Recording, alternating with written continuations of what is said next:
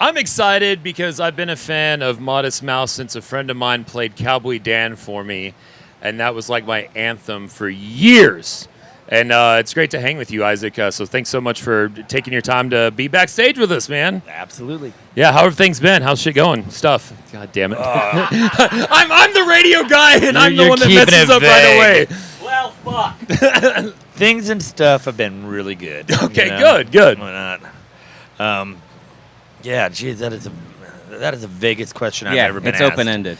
I'm a professional broadcaster. That's what they teach you to do. Where do I go with that? What things and stuff? I mean, it's been a long time since you put an album. You're obviously playing music again. COVID was a weird year. Specifically, how are you doing today? Today, I'm doing good. I got to swim around with my kids, and we've got an Airbnb, which I don't think the folks that we rented from know that ACL is going on because it was super reasonable. Did they give you a really good rate? Dude, I couldn't have gotten a hotel for this thing. It's like a beautiful awesome. 3-bedroom house with like every freaking toy imaginable that, which is great if I got, for my kids. How old are your kids? I hope that their child doesn't come back and like smell and be like someone's been touching my toys. How old are the kids? 2 and 4. Okay, so they have no idea what Dad does. They're just stoked because is there a pool? There's a pool. They know what I do. I just don't think they understand that it's a job. Okay, yeah. Or that it's what I do, for a living. I think they assume that I must do something else. Right. Know? There's like when I leave the house, that's something. That something like I'm physically making something. It's nice though that if you get to trap like. They're going to love you being on the road if you're bringing them, and it means swim time and chill time. I mean, I can only bring them on in chunks of time where it's smaller. No, where there's like a few days together. Okay. Otherwise, I would go fucking. You don't want to broke. put you don't let and you don't want to make your kids move every single night. I mean, I'd put it out on the table. We were gonna maybe do like a bus to have my family come along, and I'm an idiot. That there's no way that would be fun for anyone. Like half of our time is spent just like waiting in a parking lot, to go into a building that is, Yeah, but have you asked? Because I bet it's more. You don't think you're saying that they say it's not? I guess the waiting. No, my kids. I would just be terrible for them. It would just be the worst time. Run around in the smallest area possible and not really have anything to do. That makes sense. Yeah, it's it wouldn't have worked. Anyway. This is, I want to ask you about this. This happened to me a long time ago. I started my life as a stand-up comic. This is probably 2000, 2001, 2002, somewhere around there. Having a pretty good show, and I got heckled. This was a girl's heckle, and I've never really known what to do with it. She yelled at me right at the end of a joke. She yelled, "You look like you listen to Modest Mouse." What did that mean? Can you please? I was never understood. You blew my pat answer for what you should have said, which was just "fuck you." Right. Okay. But now I'm stuck because that sounds like a really nice thing for her to have said. The thing is that she wasn't wrong, but I was like, what does that mean? What does that look like? But it was very generally. I don't get thrown by heckles, but it really because I was like, well, what is that? Where's she going with that? Like. It was in Houston, and the thing is that's were you supposed to stop being a comedian? I didn't know, but also that's pretty early too. That was a kind of a cool cut, right? In 2002, and also, how did she nail it? I wasn't wearing a and what was she drinking? That this seemed like the thing to do right then to yell. Well, I was hoping that you were going to give me the.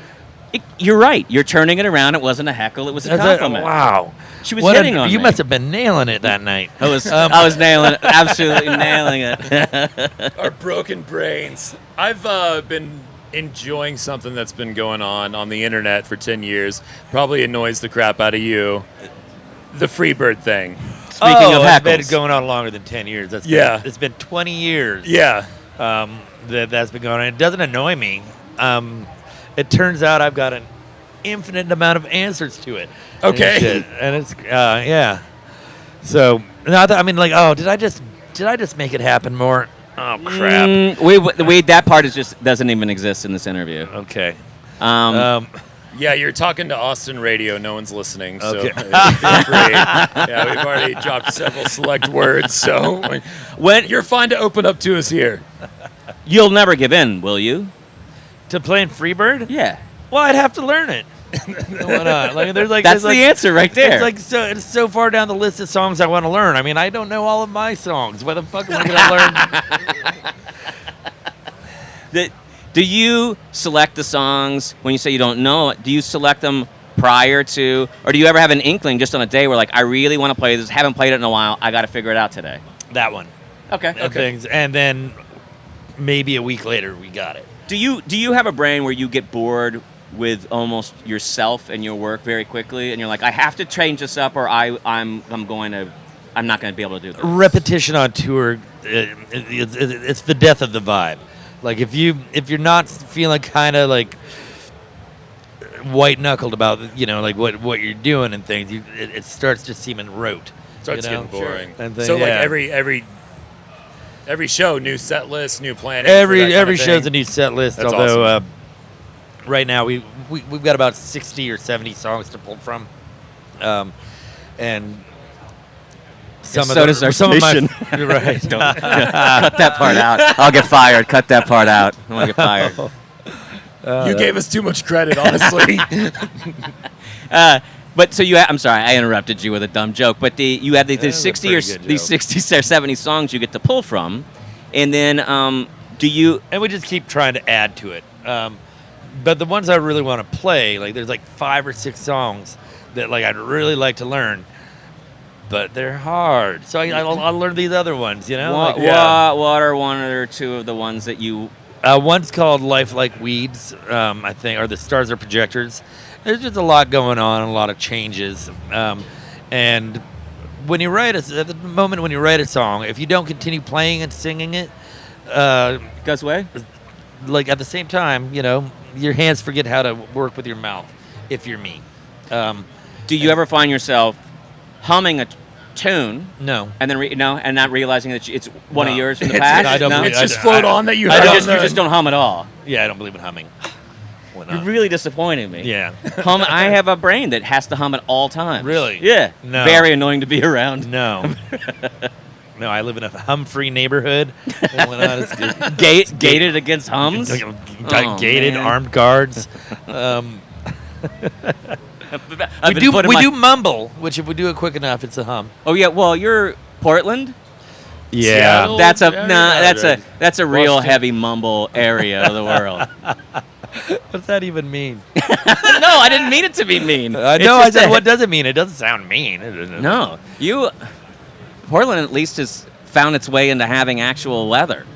Actual what? Weather, you do. Oh. Yeah, it was supposed to rain here for 2 days. We're wearing just our continue to have galoshes, hot sunshine. and it's just It just- miserable.